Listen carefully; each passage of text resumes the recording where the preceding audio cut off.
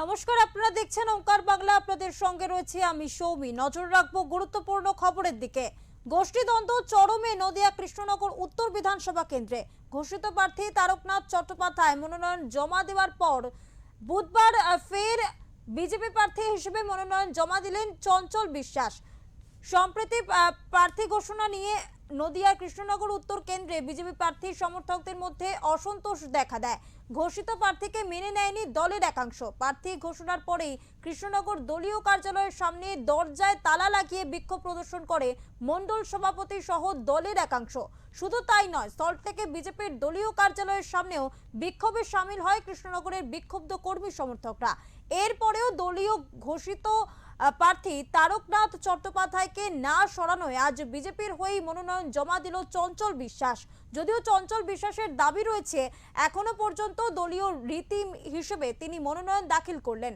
প্রতীক না পেলে নির্দল প্রার্থী হিসেবে তিনি প্রতিদ্বন্দ্বিতা করবেন বলেও জানালেন তিনি।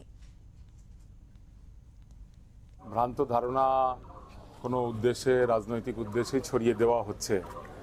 তা আমি এসডিও সাহেব ডেকেছিলেন, আমি গিয়েছিলাম, দেখা করলাম, সমস্ত কিছু check and verified, okay, well and good.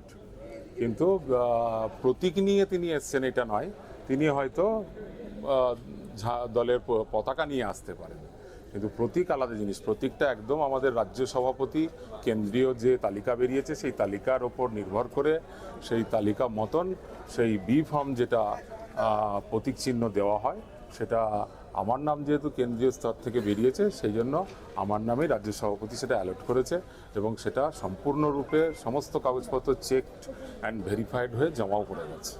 আমি নিজে নমিনেশন নিজে জমা দিতে এসেছি এবং এখানে আমি বিজেপি সিম্বল পাবো বলে জমা দিতে এসেছি। গতকাল হ্যাঁ, কৃষ্ণনগর উত্তরে। হ্যাঁ, একজন প্রার্থী দিয়েছে, মানে যে প্রার্থী প্রথম কথা হচ্ছে তার ওই নমিনেশন ইনকমপ্লিট, পুরো কমপ্লিট হচ্ছে কিনা আমার জানা নেই, কালকে পর্যন্ত হয়নি। আজকেও এসেছিলেন তো? হ্যাঁ, যাই হোক, আর প্রার্থী আমাদের পছন্দ হয়নি, তার প্রতিবাদে আমরা গতকাল তো দেখা গেছিল তার সাথে জেলা সভাপতিকে থাকতে। না, গতকাল তো তার সাথে জেলা সভাপতি আপনি কি আশা করছেন যে আপনি প্রতীক পাবেন? প্রতীক না পেলে আমার অটোমেটিকলি ইন্ডিপেন্ডেন্ট হিসেবে দাঁড়িয়ে। ব্যারাকপুর প্রশাসনিক ভবনে মনোনয়ন